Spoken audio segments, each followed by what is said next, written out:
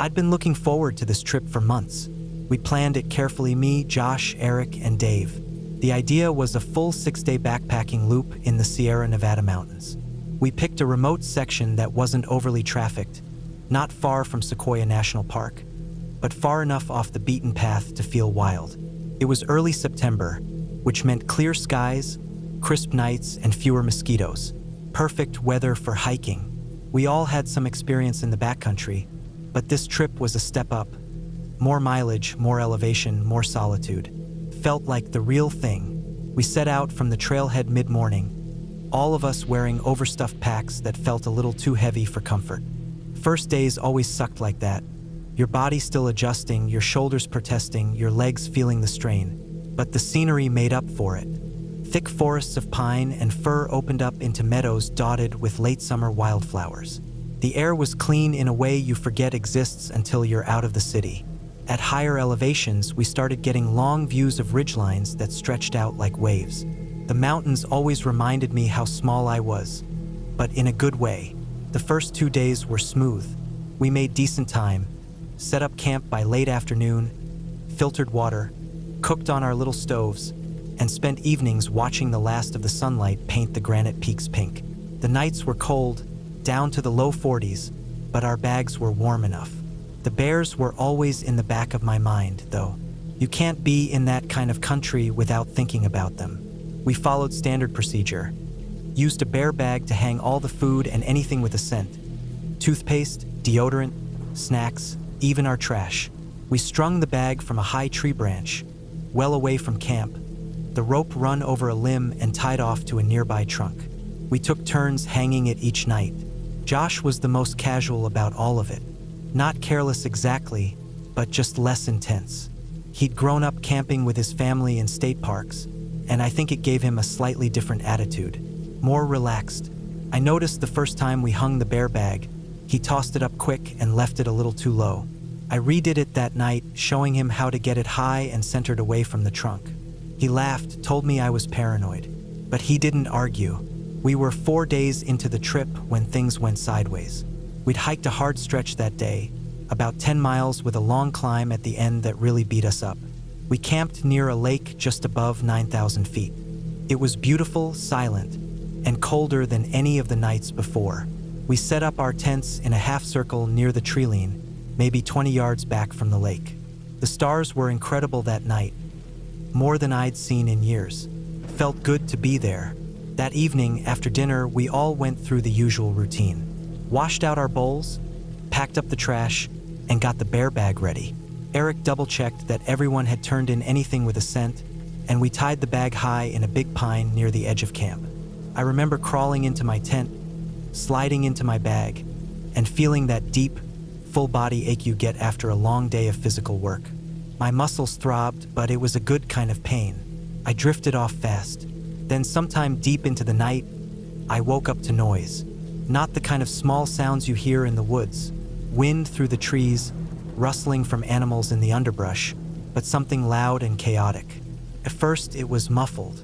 Then I heard the yelling. A desperate, panicked kind of yelling. My heart flipped. I sat up in my bag, straining to hear. I recognized the voice. It was Josh.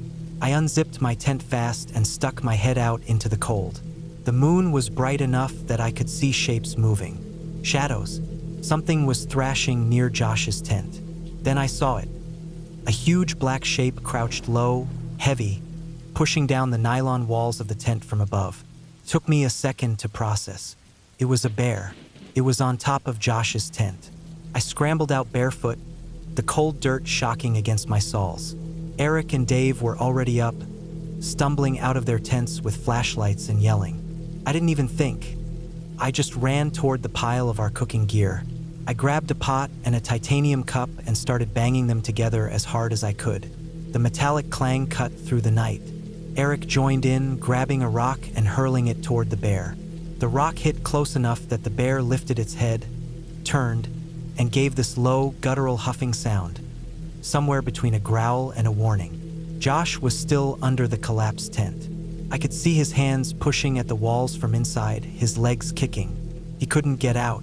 The bear had him pinned, not directly with its claws, but just with its massive weight. The animal was huge, maybe 300 pounds or more, jet black, with shoulders like a linebacker and eyes that reflected the moonlight. I threw a rock too, missed. Dave finally got a direct hit with something bigger, a good-sized stone that thudded off the bear's back. That got a real reaction. The bear jerked sideways, its head swinging to look back at us. I kept banging the pot and yelling. The bear looked torn between retreat and staying to finish what it started. Then, slowly, like it wasn't scared but just annoyed, it stepped off the flattened tent and lumbered a few feet away. We kept yelling. It turned again, then finally jogged off into the trees, loud, heavy footfalls crunching over pine needles until the sound faded. We all rushed over. Josh was crawling out of the wreckage. His face was white, eyes wide and unfocused. He was shaking all over. The tent was trashed. One of the poles snapped, the fabric torn, the fly half off. His sleeping bag was coated in dirt and pine needles, and he was holding a small, half-used tube of toothpaste in one hand. It had been in his tent. That was the cause of it all. He'd forgotten to put it in the bear bag. We didn't say anything. Not right then. We were all breathing hard, adrenaline still buzzing in our blood. The silence after the noise was loud and unnerving. The woods were dark again. Still, we waited, listening for any sign that the bear might come back. We didn't go back to sleep, not for the rest of the night. We kept a small fire going, something we rarely did, just to feel less helpless. We sat in a tight circle, everyone wrapped in jackets and hats, eyes darting toward the trees every time we heard the slightest sound. Josh barely spoke. He kept holding that damn toothpaste like he didn't even realize it was still in his hand. When the sun finally came up, we took stock. Josh had some bruises from where the bear had pressed down on him. One rib felt tender but not broken. The tent was unusable. He'd have to share with one of us for the rest of the trip. We checked the rest of our gear, then went to the tree where we'd hung the bear bag. It was still there, untouched. The toothpaste had been the only thing not in it. We broke camp early that morning. No one felt like staying there any longer than we had to. We hiked hard that day, mostly in silence. We were all thinking about the same thing, how close it had come. If that bear had wanted to hurt Josh, it could have, easily. But it wasn't interested in hurting him, it just wanted the smell. That one stupid tube of toothpaste. I kept looking over my shoulder for most of that hike. Every time we passed through dense forest, every time I heard a twig snap behind me, my skin crawled. My nerves were shot. That night, we camped near a fast-moving stream. None of us said much at dinner. We triple-checked the bear bag. Everything went in: food, trash, toiletries, wrappers, even lip balm. We hung it higher than before, further from camp. We stayed up late, not from interest but from a kind of shared fear. Nobody wanted to be the first to go to sleep. Eventually we did, but not deeply. The rest of the trip passed without incident, but something had shifted. The wilderness didn't feel quite as friendly after that. It was still beautiful, still stunning, but there was an edge to it now, a risk that felt more real. We were lucky, could have ended so much worse. When we finally made it back to the trailhead, there was relief, real relief. I felt like I'd been holding my breath for days. On the drive home, we finally talked about it. Josh admitted he'd just forgotten. He'd brushed his teeth inside his tent and then left the tube in his pack, right next to his head. It never even occurred to him how dangerous that could be. I don't think any of us blamed him out loud, but the truth is I did blame him a little. That kind of mistake out there, forgetting something so basic, can get people killed. We were lucky. Lucky the bear wasn't aggressive. Lucky it didn't claw through the tent instead of just pressing down on it. Lucky we heard him yelling in time. Since that trip, I've never looked at backcountry camping the same way. I still go, but I'm even more careful now. I double-check everything. I make sure the bear bag is done right. I remind people. I don't assume they know, because out there, mistakes aren't just mistakes. They're invitations. They're doors left open. And sometimes something walks through, and when it does, you better hope it's just after your toothpaste. I've been hiking and camping for years, It's something I grew into slowly, starting with easy day hikes and working up to multi-day backpacking trips. The trip this happened on was a spring trek in the Smokies, one of those early in the season group outings where everyone's still getting back into the rhythm after a long winter. There were about 15 of us all together, some experienced hikers, some first-timers, most of us somewhere in between. We were doing a 3-night loop. The trail wasn't particularly technical, but it was long and remote enough that you had to be well prepared. By the time we reached our second campsite, we were deep in the backcountry, miles from the nearest road or ranger station. It was one of those spots with just enough room for a cluster of tents, surrounded by dense trees and thick underbrush. No shelters, no bear-proof lockers, just cleared ground and a fire ring. We arrived in the late afternoon, sweaty and tired. It had been a humid day, not quite hot, but sticky enough that you could feel the sweat clinging to your shirt. We set up camp, filtered water from the nearby stream, and cooked our usual bland but filling trail meals. Dehydrated rice dishes, instant mashed potatoes, oatmeal cookies, nothing fancy, but it hit the spot after hiking all day. I remember clearly that we'd all sat around the fire for a while after eating. It wasn't cold, but the flames kept the bugs at bay, and everyone enjoyed the downtime. We chatted about the trail, the elevation gain coming up the next day, and how sore our legs were. Eventually, one by one, people started peeling off and heading to their tents. I was sharing a tent with a friend I'll call Mark. He was a reliable guy, strong hiker, well-organized, and usually cautious about everything. We'd hiked together before, and I trusted him completely. That night, we were both tired enough that we didn't bother talking much before falling asleep. We just zipped into our sleeping bags and passed out. I woke up around 2 or 3 a.m. to a sound I'll never forget. It wasn't loud at first, just the light crunch of leaves, like someone slowly walking around the campsite. My first thought was that someone had gotten up to pee, but then I heard heavier steps, deliberate ones, then a snorting noise, low and sharp, and I knew immediately it was a bear. My heart started racing. I lay perfectly still, barely breathing, trying to figure out what was happening. Outside, I could hear movement from different directions, branches snapping, footfalls circling the tents. More than one bear. Then, from the other side of camp, someone whispered something sharply, just a brief, panicked hiss, and I knew I wasn't imagining it. The bears were inside our camp.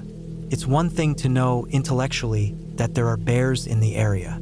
It's something else entirely to have them a few feet from your tent, sniffing around in the dark.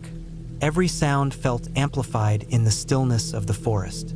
I could hear the nylon of our tent wall gently shifting in the breeze, the tiny rustle of my sleeping bag as I tried not to move. My mouth went dry. Then came the sound of one of the bears bumping into something, someone's pack or cooking pot. Maybe. Metal clanged, and the bear grunted. Someone gasped from a nearby tent. I heard the unmistakable ripping of fabric. It wasn't our tent, but someone's was being torn open. All around the campsite, the tension snapped. Whispered voices, some frantic rustling. People trying to stay quiet, trying to figure out if they should run or stay still. I stayed frozen, clutching the fabric of my sleeping bag. After what felt like forever, the noise started to drift away. The bears were moving off, slowly, cautiously, like they were still curious but not finding anything they wanted. The footsteps faded. We waited, no one daring to get up just yet. Eventually, the camp went quiet again. I didn't sleep much after that. I just lay there, listening to every twig snap and leaf rustle, my muscles locked in place. In the pale light of morning, we got out and surveyed the damage. One of the tents had a huge tear down the side, and a backpack had been dragged several yards away, contents strewn everywhere. Nothing was taken, no food, no wrappers, just a mess. We checked the bear hangs, and everything was still suspended high in the trees, out of reach. Everyone was shaken, but no one was hurt. We gathered around the fire pit, drinking instant coffee and talking quietly. That's when Mark opened his jacket to grab something and froze. There it was, a banana peel, darkened, shriveled, but unmistakably a banana peel zipped into the inside chest pocket of his jacket. He stared at it in disbelief. Took him a second to explain. He'd eaten the banana on the trail the day before during one of our breaks. Not wanting to litter, and with no trash bag immediately handy, he'd stuffed the peel in his jacket pocket, intending to throw it in the next trash bag or burn it later. But in the chaos of hiking and setting up camp, he'd forgotten. The smell of banana, especially one ripening and rotting inside a jacket pocket, was enough to attract bears. And not just one, multiple. There was a quiet moment when we all realized what had happened, how close we had come to real danger just from that one small mistake. We packed up that morning more quickly than usual. No one wanted to hang around longer than necessary. Mark was visibly shaken. We all were. We hiked the rest of the loop in a more sober mood, paying extra attention to our food, trash, and gear. Every stop we made, we double-checked and triple-checked our belongings. We made it out of the woods safely, and in the end, the bears didn't hurt anyone. But that night stayed with us. It wasn't a story we told around the campfire to get laughs. It was a real, sobering reminder of how thin the line is between a good night's sleep and a potentially deadly encounter. And for Mark, it was a lesson he never forgot. Since then, I've watched him check every pocket, every zipper, every crevice of his gear before going to sleep. I do the same now, so do the rest of us. It's easy to get comfortable in nature, especially when you've done it 100 times. But nature doesn't care how experienced you are. One banana peel, one forgotten detail is all it takes. That night in the Smokies changed how I hike. And even now, years later, I still feel a tight knot in my chest when I think back to those heavy footsteps, the huff of breath in the dark, and the silence that followed. We were lucky, but luck isn't something I count on anymore. I was 12 when it happened. It was one of those early summer trips that felt like the highlight of the year. My dad had made plans with a few of his friends to head up near Harrison Lake in British Columbia. It wasn't the first time I'd been there, but it was the first time we were going without tents. Just sleeping bags under the stars. No fabric walls between us and the woods. At the time, it seemed like a fun idea. Rugged, adventurous, the kind of thing kids imagine when they think about camping the real way. I didn't know then how raw and exposed it would feel in the early hours of the morning. The group was a mix of guys my dad had known since he was young. Most of them had grown up hiking and fishing together. One of them was Mark, a big, quiet guy with a thick black beard and a laugh that could carry down a valley. He was turning 40 that weekend. We joked about it while we were packing up at home. My dad said they were going to give him a hard time about finally getting old, while drinking cheap beer by the fire. The drive up was the usual winding mess of dirt roads and switchbacks. We had to stop more than once to let the trucks cool down. The higher we climbed, the more we left behind the flat sounds of town. Eventually we pulled off onto a rough trail my dad said he'd found years ago. It was barely wide enough for the trucks. Branches scraped the sides, and at a few points we had to clear fallen limbs just to keep going. By the time we rolled to a stop, we were deep in it. No signs of people, no cell signal, just trees and the occasional break where you could see the lake in the distance below. The first night was quiet. We made a fire and cooked over it the usual sausage and beans routine. They passed a flask around while I poked at the coals with a stick and stared at the stars. Mark took his usual spot near the edge of the clearing, claiming he liked to sleep where he could stretch out without getting kicked. He rolled out his bag near a big stump and fell asleep fast. He snored like a machine starting up. It made me laugh at first, but later, when I was trying to sleep, it was a little harder to find the humor. The woods were louder than I expected once the fire burned down. Twigs cracking, the occasional call of something distant and wild. I didn't sleep much that night, just kind of drifted in and out, listening, eyes flicking open every time something shifted in the trees. But nothing really happened that first night. It was just the strangeness of sleeping without walls. I woke up with dew on my sleeping bag and the smell of pine stuck in my nose. My dad was already boiling water for instant coffee, and Mark was grumbling about his back. Everyone laughed when he got up and stretched like a bear himself, arms wide, yawning so loud it echoed. He pointed at a rock nearby and said he was pretty sure he'd been sleeping with it under his hip the whole time. Then he checked his watch and said, "Well, I guess I'm 40 now." And nobody said much. We just nodded and laughed a little. That second day was lazy. They fished. I wandered a bit along the edge of the camp, but didn't go far. You learn quick in the woods that every tree starts to look the same once you're more than 50 yards out. The sun came through the trees in long beams, catching on dust and bugs, and by late afternoon the shadows started to stretch. We cooked again, sat around the fire, and Mark finally made a comment about how he hadn't even seen a squirrel all day. We slept in the same spots that night. No one really talked about it, but I think we were all a little more tired, a little less concerned. The fire burned lower than the night before. The night sounds came back, branches shifting, the occasional rustle in the brush. But again, nothing stood out. No howls, no cracking branches, no warnings. Just sleep, deep and quiet, until morning. I woke up with light in my eyes and a weird feeling in my chest. Something wasn't right, and even though I didn't know what it was, I sat up slowly and looked around. My dad was crouched down by Mark's sleeping bag. He wasn't touching anything, just kind of staring at the ground. The others were quiet.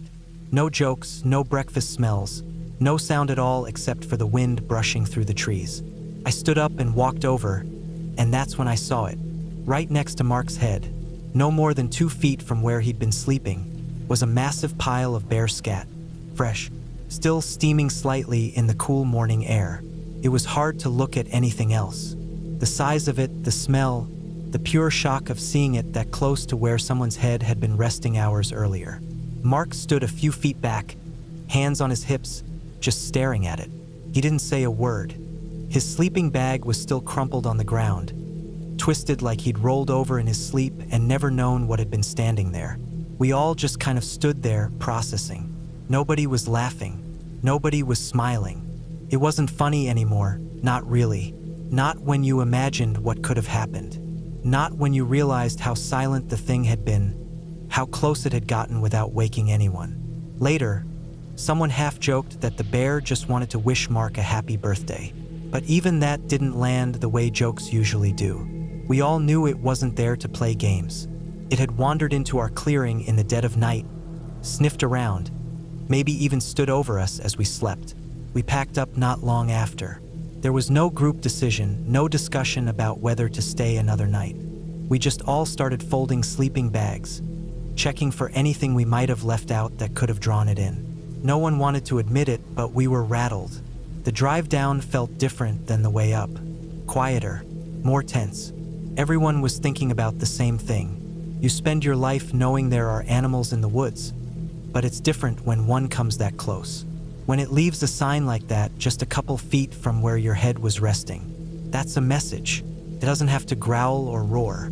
Sometimes the quiet ones say the most. I think about that trip a lot now.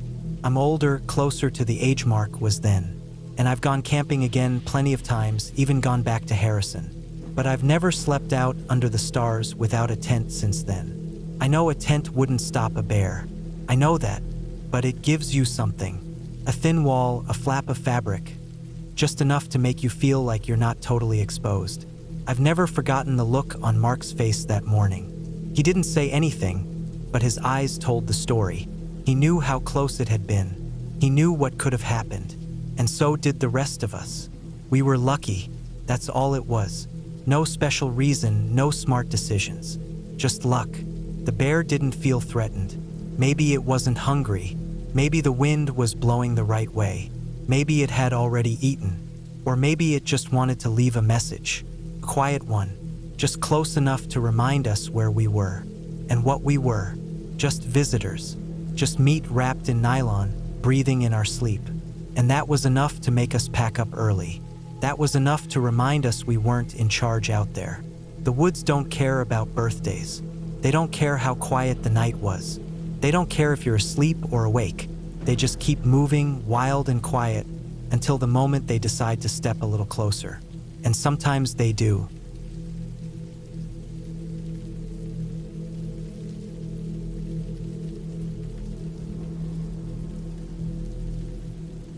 It was late September when I went hiking alone in Vermont. The weather was cool but not cold, perfect for moving through the woods without getting too sweaty or chilled. The leaves had started to turn, and the ground was littered with orange and red foliage, which crunched under my boots as I followed the narrow trail through dense maple and birch. I wasn't aiming for anything specific, just wanted to spend a few days off-grid, breathing clean air and walking until my legs burned. I had my pack, my tent, enough food for 3 days, and a trail map I'd marked with some offshoot paths I wanted to explore. Nothing about this trip felt out of the ordinary until that afternoon. I had been hiking for a few hours when I spotted a flash of bright red through the trees. It was off-trail, maybe 30 or 40 feet into the brush, hanging about 6 feet off the ground. At first I thought it was just trash, someone's bandana or a bit of a tarp caught in a branch. But as I stepped closer, I saw it was a red t-shirt, bright red, still vibrant, not sun-bleached. It was tied at the sleeves over a low branch, like someone had purposely hung it there to mark something. I glanced around. The area was quiet. There were no birds chirping, no wind rustling the trees, just that strange, hanging shirt and the sound of my own breathing. My gut told me to leave it alone, but curiosity got the better of me. I left the trail and stepped over a few fallen branches to get closer. The ground was soft, spongy with moss and dead leaves, and I kept slipping a little as I went downhill. The shirt swayed gently in the breeze, like a scarecrow with no body. I walked under it and looked around. That's when I noticed the disturbed dirt. At first I thought it was just animal digging, maybe something looking for grubs or trying to bury food, but the shape was too clean, too rectangular. Then I saw another one beside it. Same size, same fresh earth piled up along the edges. They looked like graves, fresh ones. I felt my chest tighten. I turned in a slow circle and noticed older, moss-covered stones jutting from the ground nearby. Small, crumbling headstones, tilted and half-buried in leaves and dirt. They weren't arranged like a traditional cemetery, more like someone had moved them here in no particular order. One was just leaned against a rock. Another was completely flat on the ground with a deep crack running through it. There was no path leading to this spot, no markings. It didn't show on my map. I'd never heard of any graveyard out here. It didn't make sense. Why would someone hang a red shirt here? Was it to warn people or mark the spot? I backed away, trying to keep my footsteps quiet. Every instinct I had was screaming now. I didn't run. I didn't want to fall or draw attention, but I got out of there as fast as I could without panicking. When I reached the trail again, I stopped and caught my breath. My hands were shaking. I hiked a few more miles that day, but I couldn't shake the image of those graves or the strange placement of the headstones. When I finally set up camp that night, I didn't sleep well. Every crack of a twig outside my tent made me jolt awake. The next morning, I hiked out early. I got back to the parking lot around noon and drove straight to the nearest ranger station. I told them everything, where I'd been, what I saw. They wrote it all down and told me they'd send someone to check it out. I gave them the GPS coordinates I'd logged on my watch. A week later, I got a call. They thanked me for the report and said it had led to an active investigation. Turned out someone had been stealing headstones from a local cemetery a few towns over and moving them into the woods. The graves I'd seen weren't from that cemetery, though. Those had been dug recently, but nobody knew why. There were no remains in them, just empty dirt. But someone had clearly intended to use them. They found tire tracks leading into the woods from an old logging road, not far from where I'd seen the shirt. Whoever it was had gone to a lot of trouble. They even found some tools stashed under a tarp in the brush, shovels, gloves, and old pry bar. All of it looked recently used. I asked if they thought it had anything to do with bodies being moved too, but they said they had no evidence of that yet. Still, they were treating it as suspicious and said it wasn't the first time weird stuff like that had been reported in that part of the forest. I haven't been back to that trail since. I still hike, but I stay closer to populated areas now. That trip taught me how fast something can go from peaceful to disturbing, how quickly you can stumble onto something you were never supposed to see. I think about that red shirt often, how it stood out like a flare among the trees. Part of me wonders if it was meant to draw someone in or scare them away. Either way, it did both. And now, every time I see something strange in the woods, something that doesn't quite belong, I remember that feeling. The silence, the graves, the headstones with names worn away by time. I keep walking, but I don't go off trail anymore. Some things are better left alone. I've done my fair share of hiking over the years, mostly in New England, Vermont, New Hampshire, parts of upstate New York. There's a kind of quiet in the woods here that you can't really get anywhere else. A deep, grounded stillness that, at times, borders on unnerving. That silence becomes part of the experience, especially when you're by yourself. I've always found a weird kind of comfort in it. Anyway, a few summers back, I took a few days off work and headed out solo for a long weekend trip. My plan was simple: a loop trail in Vermont that I'd done once before with a friend, but never on my own. It wasn't especially remote, but it wasn't popular either. It had enough elevation changes and wooded terrain to make it feel like you were somewhere further from people than you really were. That's what I liked about it. I parked near the trailhead just after 9 a.m. and set off. The forecast was good, clear skies, mild temperatures, low chance of rain. I packed light, carried only what I needed for 2 nights out. A tent, sleeping bag, food, water filter, the usual stuff. I wasn't in a rush. I wanted to take it slow, enjoy the quiet, maybe do a bit of sketching along the way. The first day was uneventful. I hiked a solid 12 miles, stopping around 6 in the evening to make camp by a small creek. It was a good spot, flat and dry with easy access to water. I set up the tent, cooked a quick meal, and read for a while before bed. It got dark fast out there, as it does under thick tree cover. The woods went quiet around me the way they usually do. I've never had trouble sleeping outdoors, and that night was no different. The next morning I woke up early, packed up, and continued on. About mid-morning, maybe around 10:30, I noticed something off-trail. It was just a flash of color at first, a bright red shape that stood out against all the green.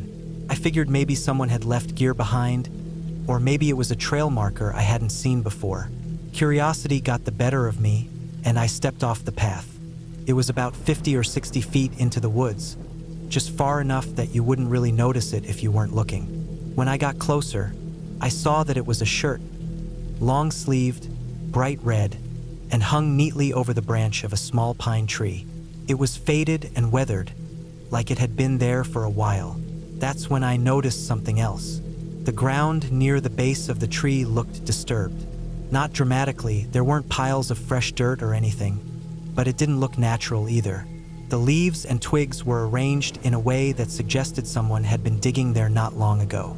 I stepped closer and saw what looked like a small, shallow depression. Then, just beyond that, I noticed a flat, rectangular stone partially embedded in the ground.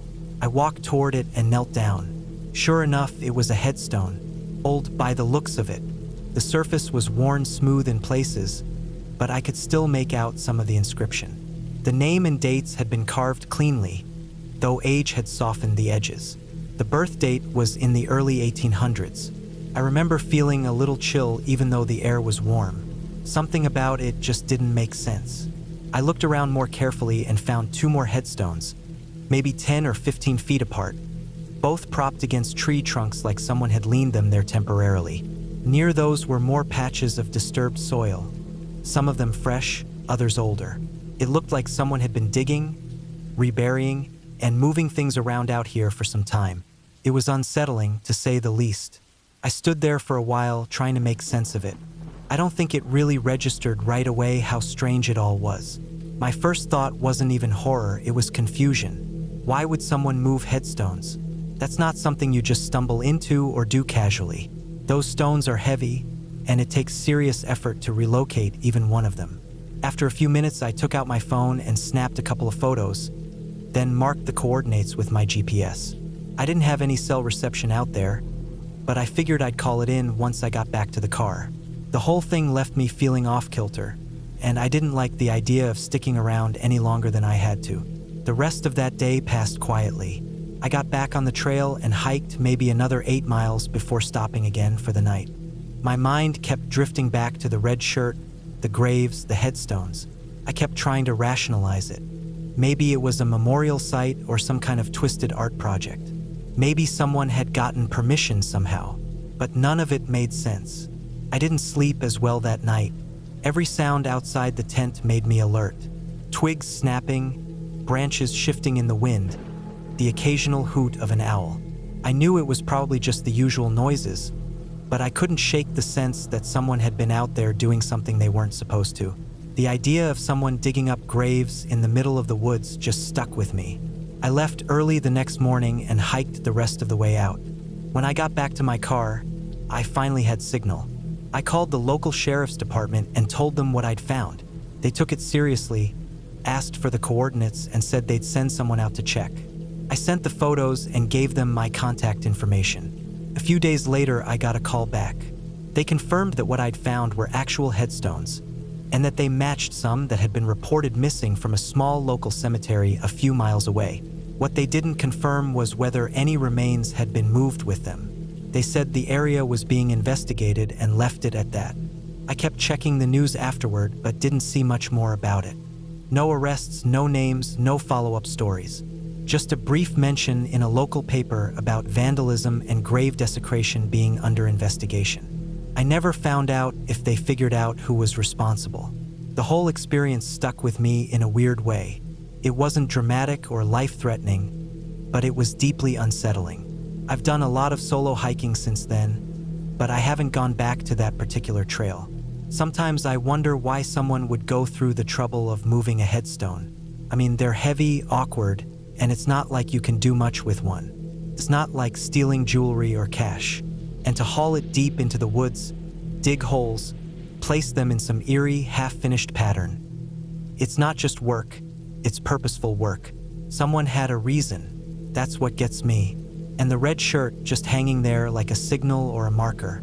I don't know what that was supposed to mean. Maybe nothing. Maybe everything. Maybe it was just someone's twisted way of drawing attention. Or maybe it marked something specific. Either way, I didn't touch it. I think about it more often than I care to admit. There's something deeply wrong about disturbing the dead, and something even more disturbing about doing it quietly, without anyone noticing, for who knows how long. I don't scare easily, but that trip made me realize that there are people out there who do strange, unsettling things, and they don't need monsters or ghosts to make it scary. Sometimes it's just what people are willing to do in silence, out of sight. That's what sticks with me.